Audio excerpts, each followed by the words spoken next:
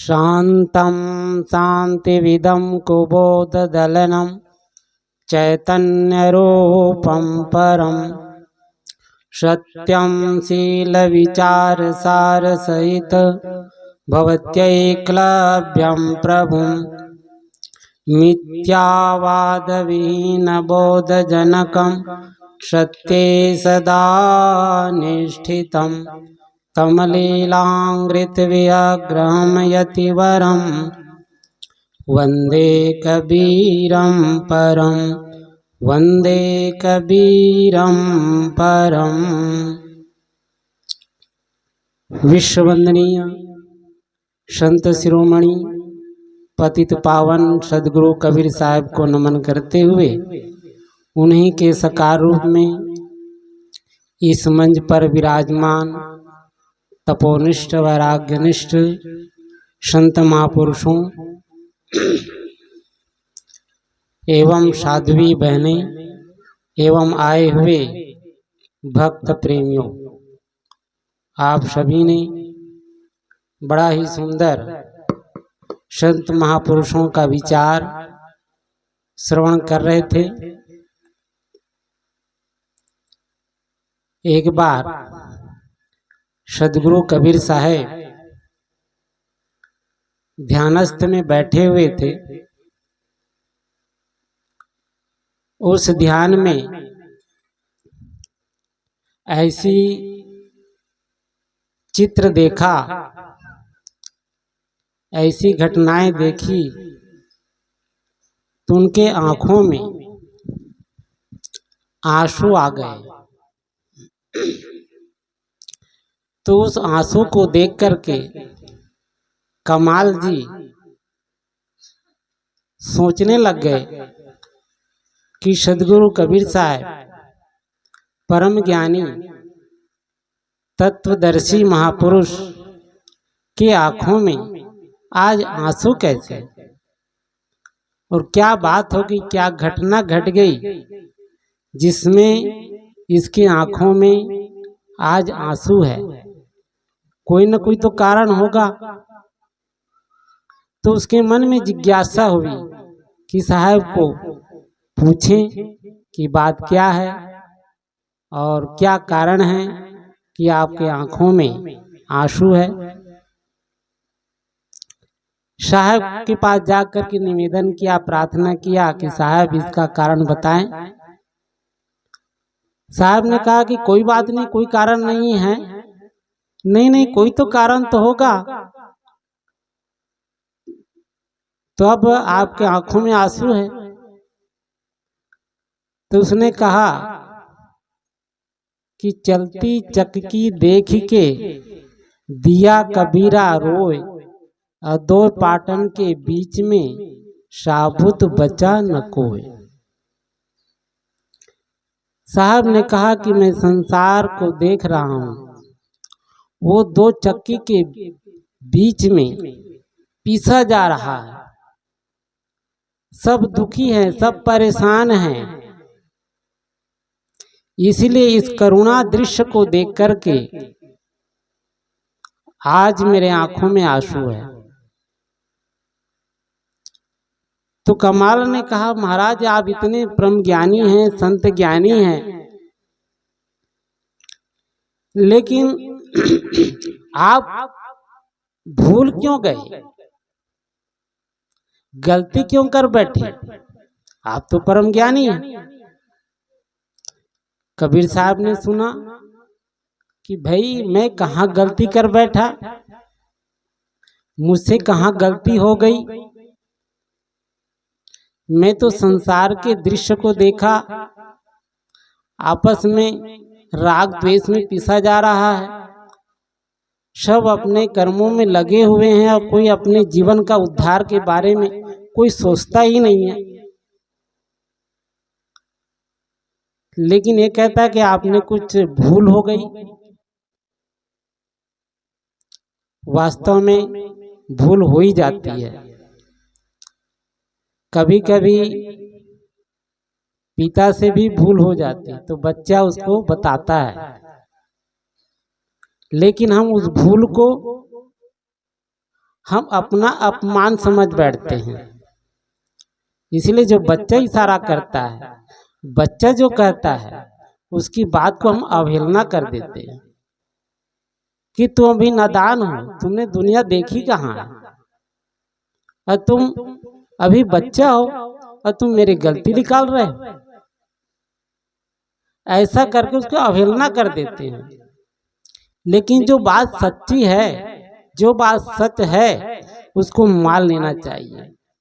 लेकिन हम अपने आप को बड़ा ज्ञानी समझते हैं, समझदार समझते हैं, इसीलिए हम बच्चों की बातों को अवहेलना कर देते हैं।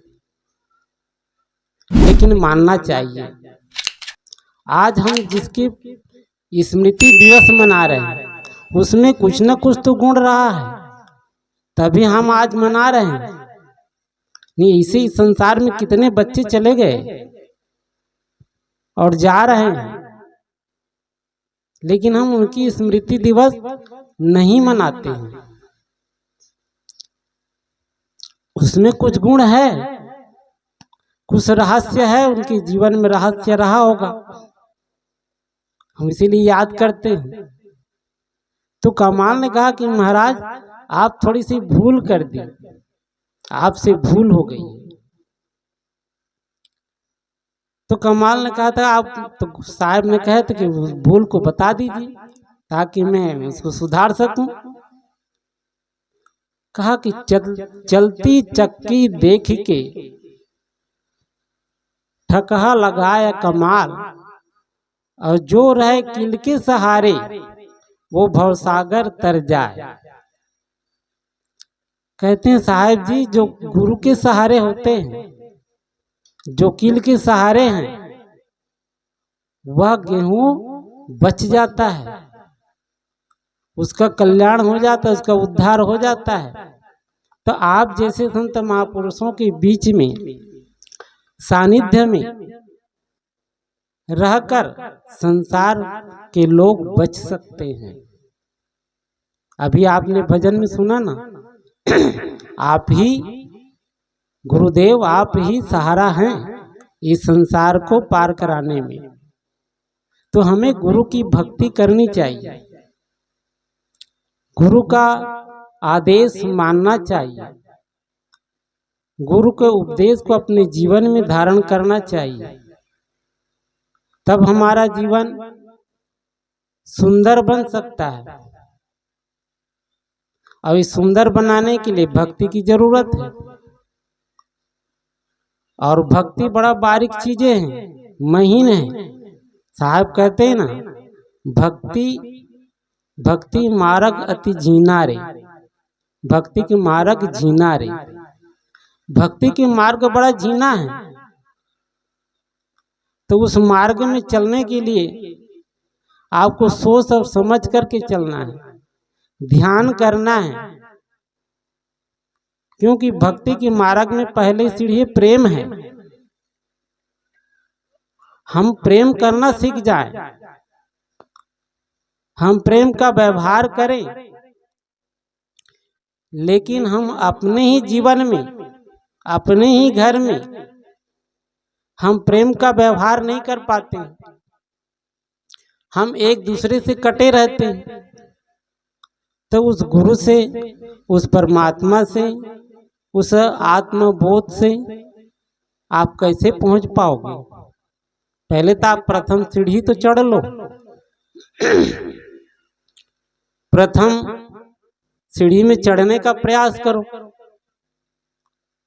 क्योंकि भक्ति के लिए प्रेम बहुत जरूरी है। ऐसे एक भक्त, एक जिज्ञासु एक संत के पास गया और कहा कि महाराज, मैं परमात्मा को पाना चाहता हूं। तो उस महात्मा ने कहा, आप परमात्मा को पाना चाहते हैं तो क्या आपने किसी से प्रेम किया है? तो उसने वह शब्द सुन करके चौंक गया, अचंभित हुआ कि जिस प्रेम को छोड़कर तो मैं परमात्मा से कि पाने के लिए आया हूँ। अब ये संसार का बंधन तो महाबंधन है, और प्रेम, संसार का प्रेम बंधन ही है। और महाराज जी कहते हैं कि आप प्रेम किसी से किया है? उसने पुनः पूछा कि आपने किसी से प्रेम किया है? माता से, पिता से, बहन से, पत्नी से, अपने दोस्त यार से, किसी से किया है? कहानी में आज तक तो किसी से किया ही नहीं। और ये मैं प्रेम को तो मैं बंधन मानता हूँ, तो इसीलिए मेरे जीवन में किसी से प्रेम नहीं हुआ। तो महात्मा ने कहा कि जब आप किसी व्यक्ति से प्रेम नहीं कर सके, प्रेम नहीं किया है, तो उस भगवान को कैसे प्राप्त कर पाओगे? उससे कैसे प्रेम करोगे? पहले तो आप पहले घर में तो सीख लो, पहले अपने परिवार से तो प्रेम कर लो। और वो तो वृहद है, उसके लिए तो अगाध है, आसक्ति चाहिए।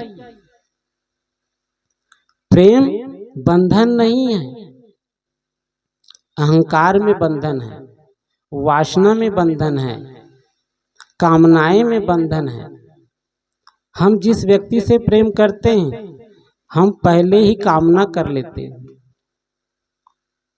हम उससे कुछ कामना चाहते हैं, उस कामना की पूर्ति चाहते हैं, इसलिए हम प्रेम करते हैं। लेकिन वह प्रेम प्रेम नहीं है, वो तो वस्तु का प्रेम है। लोग मंदिर में जाते हैं, पूजा करते हैं, अर्चना करते हैं, लेकिन उस पूजा और अर्चना में भी वह पूजा नहीं है, वहां वासनाएं हैं, वहां कामनाएं हैं, वो पूजा नहीं है। पूजा तो पूजा हो जाए, पूजा में कोई कामना ना हो, कोई आशाएं ना हो, कोई तृष्णा ना हो, किसी से क्रोध ना हो। हम तो सब वही लेकर के जाते हैं, मंदिर में तो भी तो जाते ही हैं, गुरु के पास भी वही कामना लेकर के जाते हैं। हमेशा लोग यही कहते कि महाराज इस बच्चे को आशीर्वाद दे दो, पास हो जाएगा, नौकरी अच्छी लग जाए। वो गुरु के पास भी वही जाते हैं, वही कामना लेकर के जाते हैं। तो वह प्रेम प्रेम नहीं, वो तो वासना ले जाती है, आपका दुख ले जाता है, क्योंकि आप उस दुख से निवृत्त होना चाहते हैं। प्रेम नहीं, प्रेम तो बंधन से मुक्त करना चाहता है। आप बंधन से मुक्त होना है तो पहले प्रेम करना सीख जाओ। तो वही कमाल साहब कहते पहले गुरु से प्रेम हो जाता है तो साहब बेड़ा पार हो जाएगा। तो हम प्रेम करना सीखें, तो इसीलिए भक्ति का जो मार्ग है, तो हम अपने अंदर भक्ति जगाएं, प्रेम करना सीखें। और हमारे अंदर जब तक द्वैत की भावना है, दो की भावना है, क्योंकि प्रेम का मार्ग बड़ा ही पतली है, सरकी है, बहुत पतली रास्ता है। जहां प्रेम है वहां दो नहीं समा सकता, एक ही व्यक्ति जा सकता है, एक ही जा सकेगा। लेकिन हर व्यक्ति यही चाहता है कि हम संसार को लेकर के चले, संसार हमारे साथ में रहे और भगवान को भी प्राप्त कर ले। तो संसार की कामना यही है, लोगों की इच्छाएं यही है, इसीलिए साहब को कहना पड़ा, लोहा केरी नावरी, पाहन गरुआ भार, और सिर पर विष की मोटरी, चाहे उतरन पार। तो संसार के लोग तो यही है, यही कामना लेकर के चलते हैं कि हम संसार को भी साथ में लेकर के चले। हम लोहा के नाव बनाते हैं, हमारी अंदर जड़ बुद्धि है, जड़ाध्यास है, और कर्म भी ऐसे है जो हमारे अच्छे कर्म नहीं, दुष्ट कर्म है। तो कर्म में भी कामना है, इच्छाएं हैं। तो ये सारे को लेकर के और हमारे सिर पर पंच विषय है कि विष की पोटरी बंधी हुई है और हम नाव उतरना चाहते हैं। अब इस नाव में कैसे उतर पाओगे? इतना तो संसार को आपको छोड़ना पड़ेगा। अगर मुझे प्राप्त करना चाहते हो, जो तू चाहे मुझको छाड़ सकल की आस, तो इस संसार की आशाएं को त्यागना पड़ेगा। तब उस भक्ति के मार्ग में चलोगे, तब वो गुरु को प्राप्त कर पाओगे। और जो गुरु की भक्ति कर लेता है तो उन्हीं का नैया तो पार होता है। तो हमें गुरु के प्रति आस्था, निष्ठा रखना चाहिए, तभी हमारा जीवन पार हो सकता है। लेकिन हम प्रेम गुरु से भी नहीं कर पाते हैं। गुरु को हम अपने जैसे देखते हैं।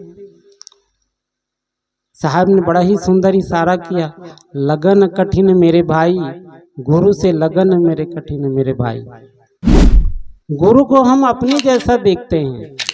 वो भी 5 तत्व का शरीर है, वैसे हमारा भी है।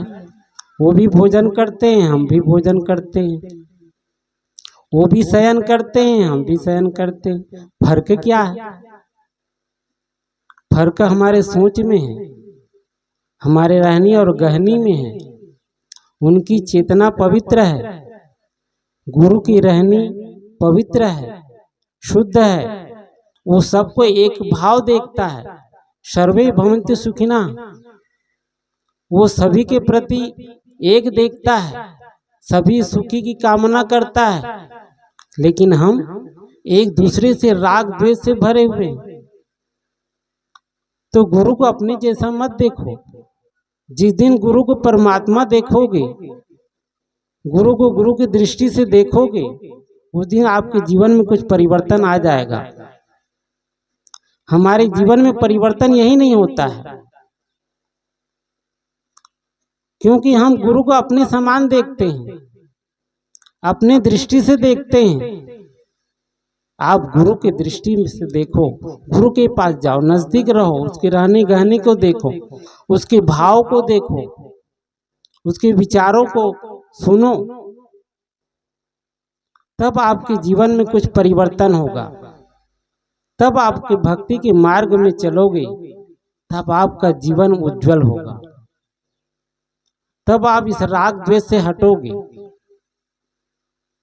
क्योंकि भक्ति के मार्ग जो जीना है उसमें एक ही व्यक्ति जाएगा ना। प्रेम करोगे तो प्रेम सबसे करना है, तो घृणा के लेकर के भी जाओगे तो वहां जा ही नहीं सकते, क्योंकि पतली है। एक ही व्यक्ति जाता है तो घृणा के लेकर कैसे जा सकते हो? तो प्रेम करो। इसीलिए साहब को, सदगुरु कबीर साहब को, सभी जितने भी हमारे इस भारत देश में जितने भी पंथ है, समाज है और जातियां हैं, सब कबीर साहब को ही प्रेम क्यों किया? साहब का तो साफ संदेश है, सबकी चाहे खैर, ना काहू से दोस्ती, ना काहू से बैर। वो किसी के अनिति चाहा ही नहीं, किसी से बैर किया ही नहीं। बैर उसके अंदर कोई शब्द ही नहीं था। उसके अंदर तो सबके प्रति सद्भावना थी, सद्विचार थे। उसके अंदर कोई अहित नहीं थे दूसरे के प्रति, सबके प्रति हित थे। तो ऐसी हमारी भावना हो, तब हम वहां पहुंच सकते हैं। तब हमारी जो वृत्तियां हैं वो शुद्ध होगी, तो आप गुरु के प्रति लगोगे। तो जब तक गुरु के उपदेश को अपने हृदय में धारण नहीं करोगे तब तक हमारा जीवन में परिवर्तन होगा ही नहीं। चाहे हम गुरु के सानिध्य में क्यों ना रहें, क्योंकि जब तक हमारे अंदर की जो भावनाएं नहीं हटेगी, जो हमारे अंदर के जो अहंकार है नहीं दूर होगा, तो गुरु के प्रति किसे लगेगा। तो ये सब बातों को हमें विचार करना है और गुरु के भक्ति में लगना है। तो हमारे गुरु के प्रति जब तक आस्था नहीं होगी और उनके विचारों को जब तक हम श्रवण नहीं करेंगे तब तक हमारे जीवन में परिवर्तन नहीं आने वाला है। और परिवर्तन नहीं आएगा तो हम सुनते रहते हैं। कई भक्त लोग कहते हैं साहब हम मथुरा गए, काशी गए, सब जगह तीर्थों में जाते हैं, लेकिन हमारे जीवन में और हमारे जो आचरण में कोई परिवर्तन नहीं। ऐसा क्यों होता है? कभी आपने झांका है अपने मन को, देखा है कभी?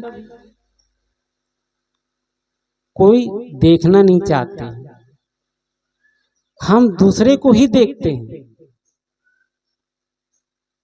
हम अपने अंदर झांक के देखें कि वास्तव में हम जा रहे हैं, हम तीर्थों में जाते हैं, स्नान भी करते हैं, गुरुद्वारा में भी जाते हैं, गुरु की सेवा भी करते हैं, लेकिन हमारे जीवन में परिवर्तन क्यों नहीं? तो हमें प्रेम करना सीख जाए, भक्ति करना सीख जाए, और भक्ति के मार्ग में सद्गुण ही है। भक्ति स्वतंत्र सकल गुण खानी कहते हैं।